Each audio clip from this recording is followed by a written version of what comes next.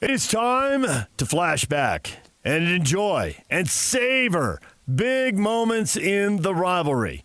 We've had several big plays, game-changing plays. This one was different. This one play, I don't think it meant anything really because it was a blowout and the blowout was going to happen regardless of this play or not. But I think this play, we were talking about at PK, this play captures a major pivot point in the rivalry. It's symbiotic, and I don't even know what symbiotic means. Yeah, I don't think it actually is symbiotic. But nonetheless, let's hear the play. The bad snap. Heaps loses it again. Back to the end zone. Utah recovers. Touchdown Utes. Derek Shelby with the loose ball recovery. And Heaps makes a bad mistake. He was trying to throw it away, but he never had a hold on the ball. Should have fallen on it. It's a safety instead of a touchdown. Bad snap. Bad job by the quarterback trying to clean it up. Just fall on the ball, take a loss. So they could have saved 5 points there, but the game was 54-10, so there were mistakes on every play, all over the field. How many turnovers, Chuck? How many? When there's 7 in that game overall. 7. Oh, Maron. That leads to the rare blowout. Once every 5 years, maybe we get a lopsided game. There's stretches where we've gone more than 5 years with close games. But PK, the pivot point, it turned out, and in retrospect, now that they're back in the Big 12, it's all over, and it's very clear in the rearview mirror. Pac-12 recruiting versus independent recruiting, not a fair fight. No, yeah, I think that was a harbinger of things to come. Ooh. I think I know what harbinger means. I don't know about the way you use symbiotic, but harbinger, spot on. I mean, that was clear. And go listen to Kelly Papinga. Papinga, and I mean that. Go listen to him if you want to know what was going on in the rivalry, because he was there, and he recruited when they were in a conference, or he played when they were in a conference, and then he had to recruit when they were not, speaking of BYU being independent, and he acknowledged it. What did we have to sell? And playing for a conference title really does mean something to everyone, to the fans, to the kids, to the players, to recruits.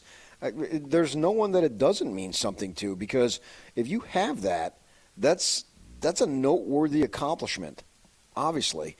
And BYU couldn't play for that. And what were they playing for? And I think we saw a dramatic shift in the level of recruiting. And you just look at, if you want to take it out and look at the NFL players, I haven't seen the final tally, but we know BYU went a good bit for not having NFL players or draft picks.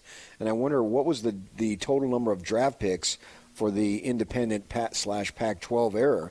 Clearly it's going to be in Utah's favor. And now the stakes are more even. The field is more level. That does not mean that BYU then is just going to dominate by any stretch. I don't know what's going to happen clearly, but the field is more level, and it's up to the BYU people to take advantage of that more level field.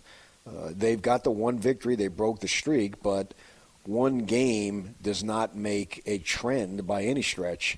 And, we said all along, any fan of any rivalry, if you said you'll win 9 out of 10, you will take that, right? Who doesn't take that? I always believed if it was a rival, I would take 7 out of 10 to be more realistic. Well, right now, BYU's got the 1, Utah still has the 9, and we'll see which way this rivalry goes. Maybe it's back to Mac and Lavelle where it's basically even.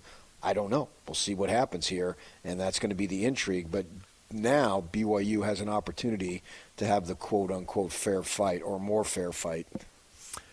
When Kelly Papinga started talking about the conference independence, kind of nodding, but when he said we were playing for perfection, and that is, in college football, that is just such an impossible standard. I mean, it is. Nick Saban and Urban Meyer, right? Who's won more than those guys? And yet they won a bunch of national. Yeah, right. They won a bunch of national. Well, not anymore with Nick. They won a bunch of national championships with one-loss teams. Yeah. Like, they're the national champ, and they had a bad week and got beat. And when you have to, Carroll did it too, and he had it going on. When you have to play for perfection, that is just an impossible standard. It's just hopeless. Is really the word it sounds like. Happens. Yeah, maybe BYU can get, even if they got 12-0. I think that would be the greatest season in the history of the program, no matter what happens.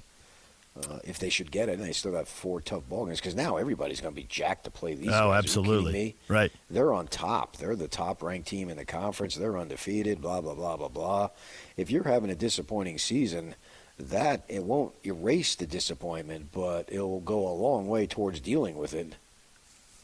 DJ and PK, when we come back, we're talking BYU and Utah with Kevin Graham. We'll talk NFL with him as well. It's coming up. Stay with us.